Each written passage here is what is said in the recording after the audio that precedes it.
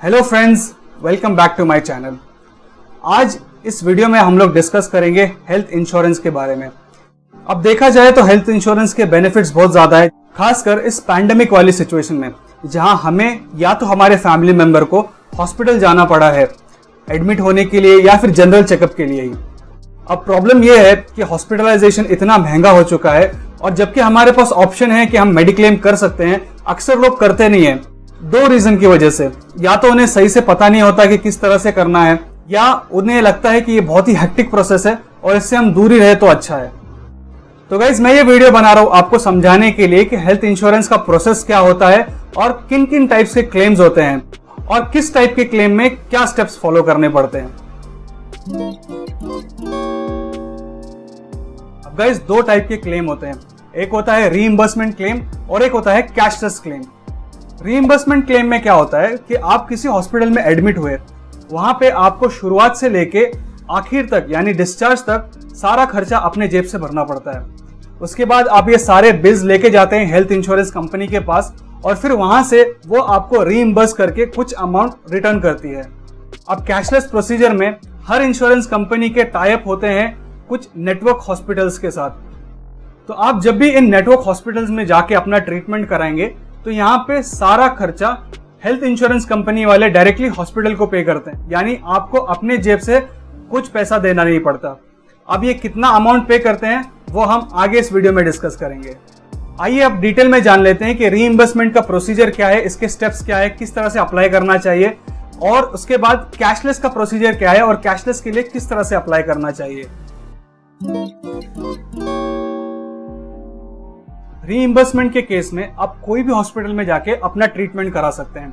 ऐसा जरूरी नहीं है कि आपको नेटवर्क हॉस्पिटल में ही जाना है, बस एक इंपॉर्टेंट कंडीशन है कि जिस भी हॉस्पिटल में आप जाएंगे वो लोकल बॉडी से ऑथराइज्ड होना चाहिए, यानी जो भी महानगर पालिका है आपके एरिया में वहां पे ये वाला हॉस्पिटल रजिस्टर्ड होना चाहिए।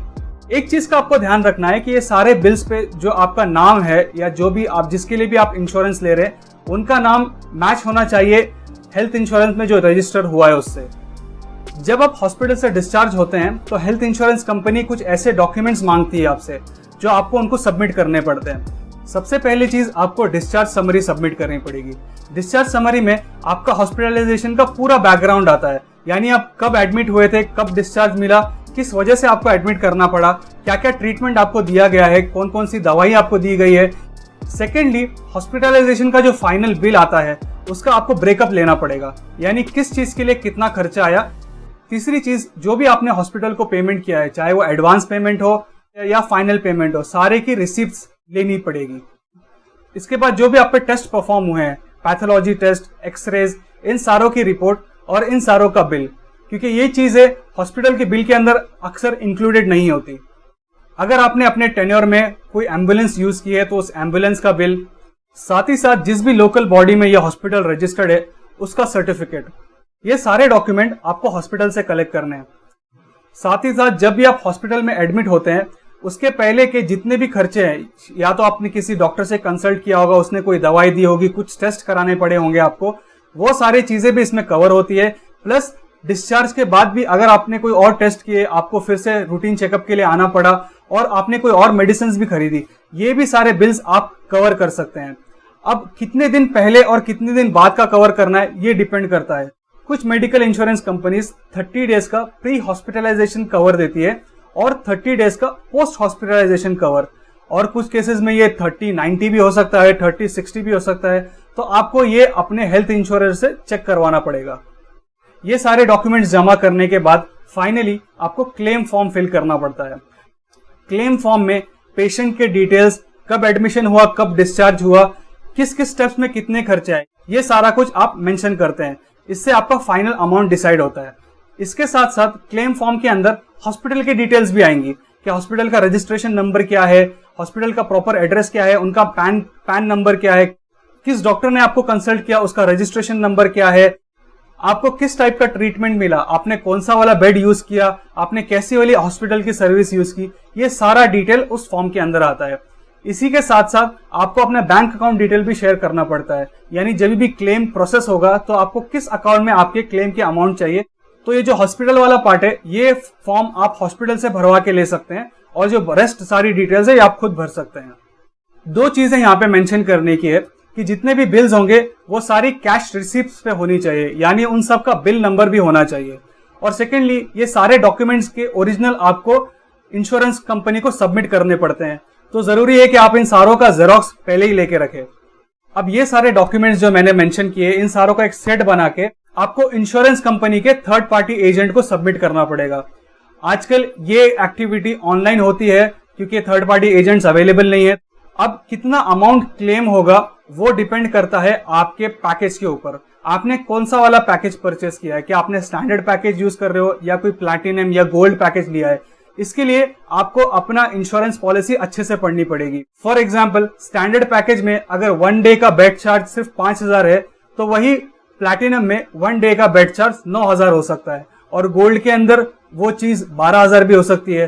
तो अगर आपका डेली बेड चार्ज लगभग 9000 है और आपने लिया है स्टैंडर्ड पैकेज, तो सिर्फ 5000 रुपए ही क्लेम हो सकते हैं और बाकी का अमाउंट आपको खुद से भरना पड़ेगा। और यही चीजें बाकी सारे एस्पेक्ट्स में भी अप्लाई होती है। तो इसलिए आप सबसे पहले अपने पॉलिसी के क्लॉजेस अच्छे से पढ़ लें। रीइंबर्समेंट के केस में ऐसा होता है कि कभी कभी कोई डॉक्यूमेंट आपको टाइम से मिलता नहीं है और कुछ केसेस में आपको खुद से जाके उसका करेक्शन भी करना पड़ता है, तो इसकी वजह से ओवरऑल आपका क्लेम प्रोसीजर का टाइम बढ़ जाता है। अब गाइज आते हैं कैशलेस प्रोसीजर के ऊपर। कैशलेस प्रोसीजर कैसे होता है? कैशलेस प्रोसीजर में सबसे पहले आपको देखना पड़ेगा कि नेटवर्क हॉस्पिटल में कौन कौन से हॉस्पिटल्स आते हैं।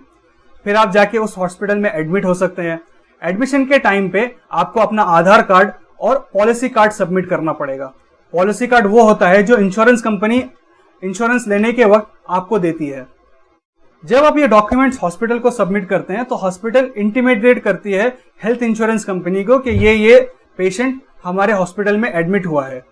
इंटीमेशन कंफर्मेशन आने के बाद आपका ट्रीटमेंट स्टार्ट हो जाएगा। अब यहाँ पे जितने भी मेडिकल एक्सपेंसेस हैं, जो भी हॉस्पिटलाइजेशन के बिल हैं, जो भी पैथोलॉजी के बिल हैं, हॉस्पिटल उसको टाइमली हेल्थ इंश्योरेंस को भेजता रहेगा और हेल्थ इंश्योरेंस के पास से अकॉर्डिंगली पेमेंट होते रहेगा। वैसे तो ये टोटली कैशलेस प्रोसीजर है, मतलब आपको 1 रुपए भी खुद से देना नहीं पड़ेंगे, पर कुछ हॉस्पिटल्स आपसे हैवी डिपॉजिट अमाउंट मांगेंगे, तो उसके लिए आपको रेडी रहना पड़ेगा।